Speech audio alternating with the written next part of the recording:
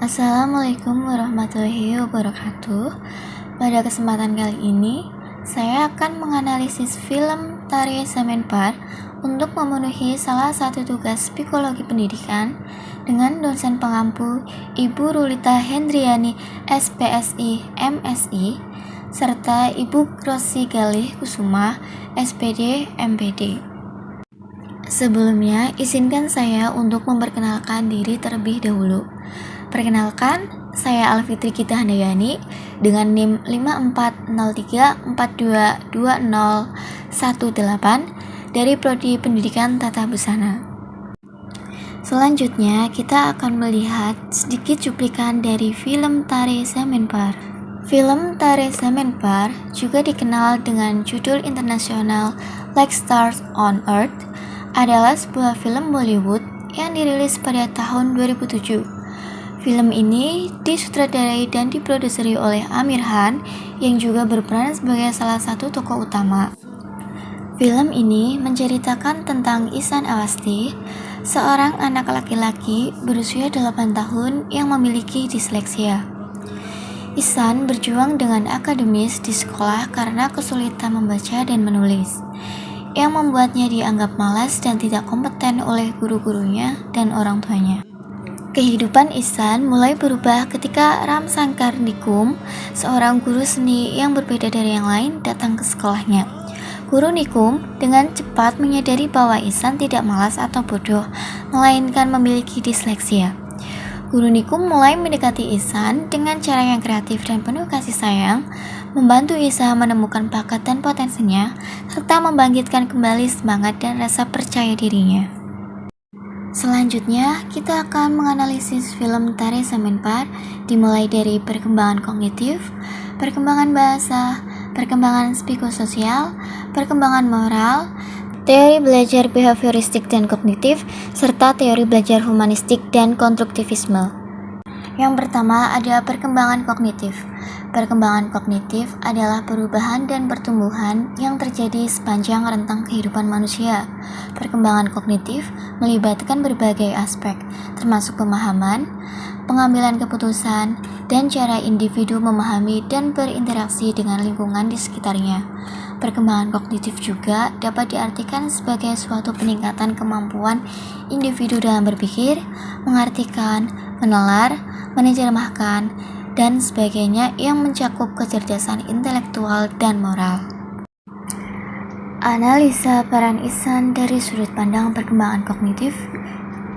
Dalam perkembangan kognitif menurut Piaget, Ihsan berada dalam tahap operasional konkret pada usia 7-11 tahun, di mana anak mulai berpikir secara logis tentang benda dan peristiwa konkret. Ihsan sendiri menunjukkan kesulitan dalam membaca, menulis, dan matematika yang merupakan tanda-tanda bahwa Ihsan mengalami gangguan disleksia. Meskipun seharusnya Ihsan berada dalam tahap operasional konkret, dia memerlukan pendekatan belajar yang berbeda seperti pendekatan yang lebih individual dalam pembelajaran. Pendekatan individual diberikan oleh Guru Ram Shankar Nikum melalui dukungan sangat berpengaruh dalam membantu Ihsan mengembangkan potensi kognitifnya melalui metode pembelajaran yang lebih visual dan kreatif.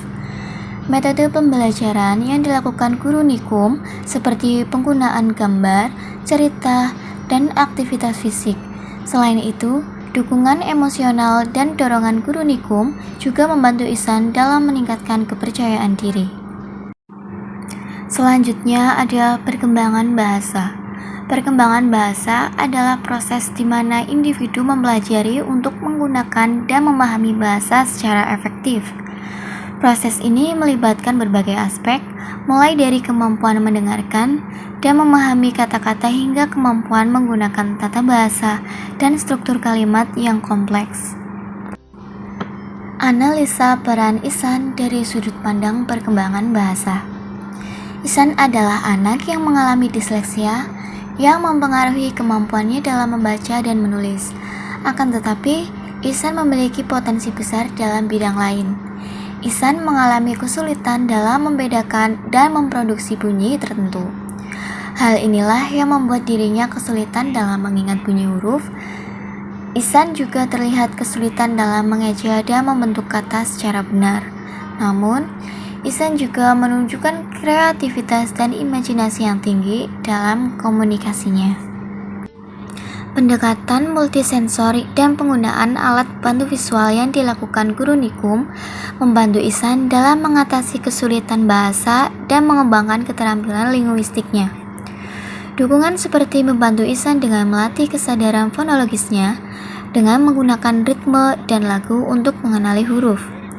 Kemudian, membentuk kata menggunakan huruf-huruf dari potongan kertas dan bahan lainnya yang membantu Ihsan dalam memahami struktur kata dengan lebih baik.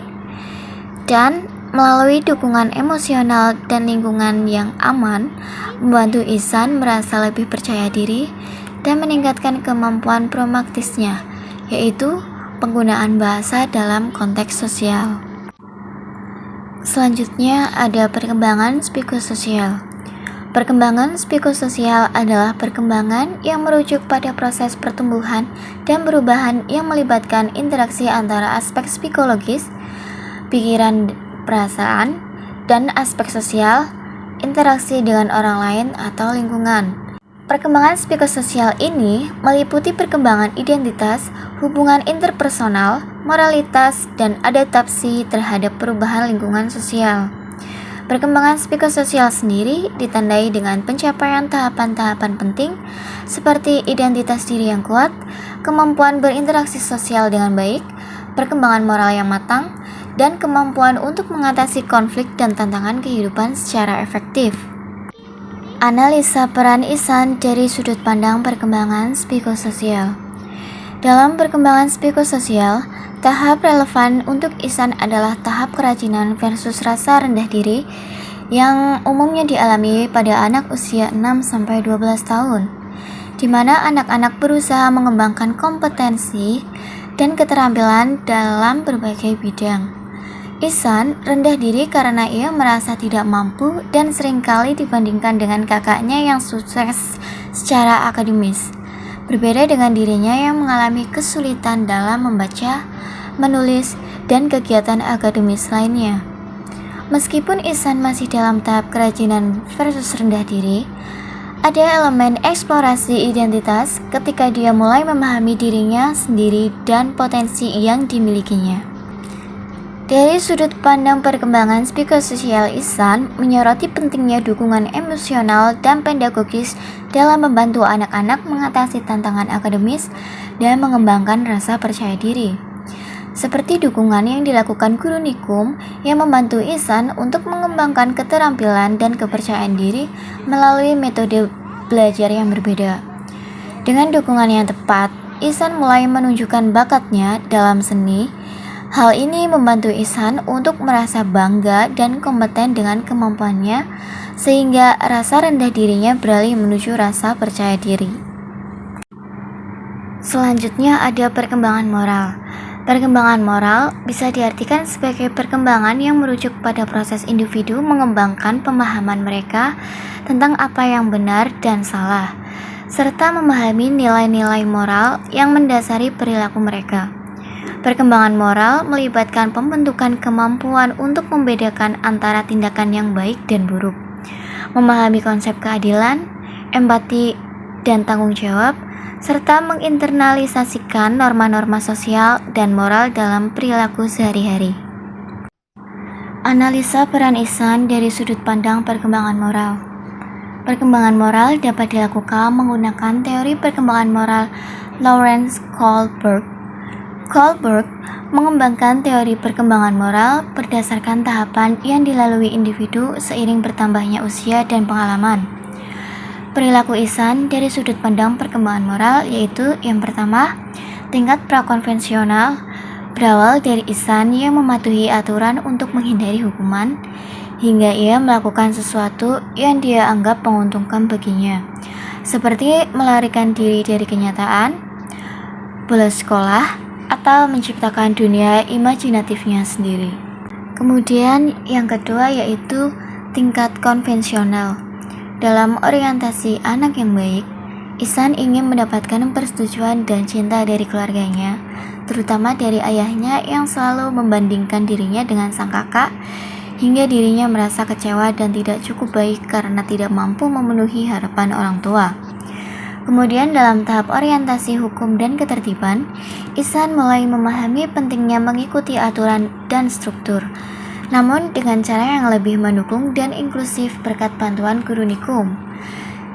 Dan ia mulai menyadari bahwa ada cara-cara yang berbeda untuk belajar dan berkembang, yang tentunya mengarah pada rasa tanggung jawab yang lebih besar terhadap tugas dan kewajibannya. Selanjutnya adalah teori belajar behavioristik dan kognitif.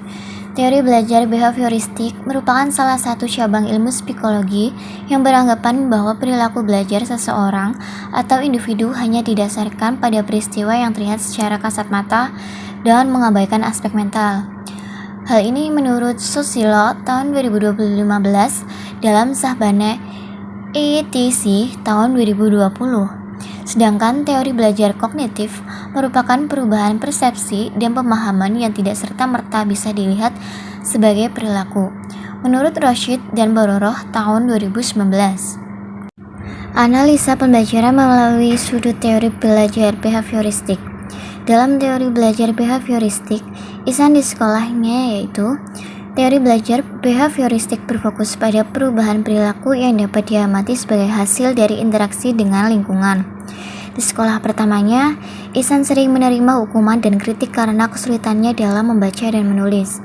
Para guru menggunakan hukuman sebagai penguatan negatif untuk mencoba mengubah perilaku Ihsan, namun berakhir memperburuk keadaan dan membuat Ihsan merasa tertekan dan tidak termotivasi untuk belajar.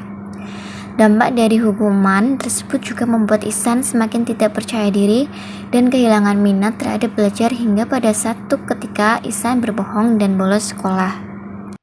Sedangkan di sekolah barunya, Ihsan mendapatkan penguatan positif dari salah satu gurunya yaitu Ramsankar Nikum. Guru Nikum mengetahui bahwa Ihsan terlihat berbeda dengan siswa lainnya. Dia mulai mendekati Ihsan dan memuji karya seni Ihsan dan mengapresiasi kreativitas Ihsan. Hal inilah yang membantu motivasi Ihsan dan meningkatkan kepercayaan dirinya. Dengan penguatan positif dari guru Nikum, perilaku Ihsan juga mulai berubah. Dia menjadi lebih bersemangat untuk belajar dan menunjukkan peningkatan dalam belajar dan prestasi akademiknya. Selanjutnya, analisa pembelajaran melalui sudut teori belajar kognitif. Dalam teori belajar kognitif Ihsan di sekolahnya yaitu, di sekolah pertama Ihsan selalu mendapatkan nilai yang buruk, selalu dihukum di depan kelas, dan mendapatkan perlakuan yang tidak menyenangkan dari guru dan teman-temannya. Hal ini dikarenakan Ihsan mengalami disleksia, sebuah kondisi yang memengaruhi kemampuan membaca dan menulisnya. Ihsan mengalami kesulitan dalam mengaitkan simbol huruf dengan suara yang benar. Ihsan tidak bisa membaca dengan benar, Ihsan juga tidak bisa menjawab soal matematika dengan baik. Setelah Ihsan pindah ke sekolah yang baru, dirinya masih sama, belum bisa membaca dan menulis dengan baik. Ihsan juga kurang fokus dalam menerima pembelajaran di kelas, sehingga dirinya pernah dihukum oleh salah satu guru di sana. Di awal kepindahannya, Ihsan merasa sangat tertekan dan kecewa. Namun ketika guru Nikum, seorang guru seni hadir, Ihsan mulai terbantu untuk belajar melalui bakat yang dimilikinya. Guru Nikum menggunakan berbagai strategi pembelajaran yang sesuai dengan kebutuhan kognitif Ihsan.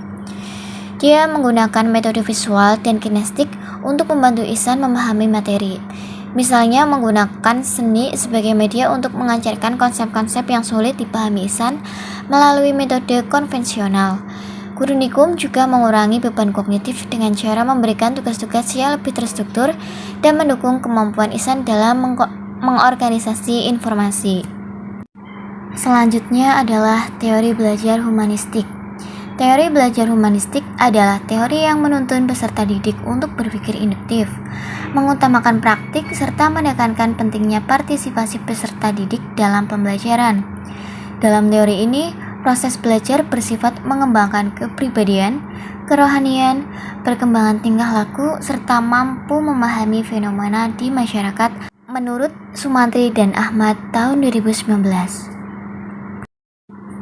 Analisa pembelajaran melalui sudut teori belajar humanistik. Pada teori pembelajaran humanistik di sekolah awal Ihsan, tidak ada keterkaitan antara teori pembelajaran humanistik dengan proses pembelajaran di sekolah. Hal ini disebabkan kurangnya pendekatan humanistik yang menekankan pentingnya menciptakan lingkungan yang mendukung dan memahami kebutuhan emosional dan psikologis siswa. Ihsan tidak menerima dukungan emosional yang dia butuhkan di sekolah, dan guru-gurunya hanya fokus pada prestasi akademis tanpa memahami tantangan spesifik yang dia hadapi. Ihsan dihukum di luar kelas karena tidak bisa mengikuti kelasnya, dan ketika Ihsan diminta membaca buku, dia berkata bahwa dia tidak bisa membaca dan huruf-huruf di dalam buku itu seperti menari. Ihsan juga ketahuan membolos dan berakibat Ihsan dipindahkan ke sekolah lain oleh orang tuanya. Di sekolah barunya, Ihsan awalnya masih belum menerima dukungan emosional yang dia butuhkan. Dia mengalami depresi karena harus pindah ke sekolah lain di mana dia diajari untuk mandiri dan jauh dari keluarganya. Ihsan juga tidak bisa berkonsentrasi ketika belajar.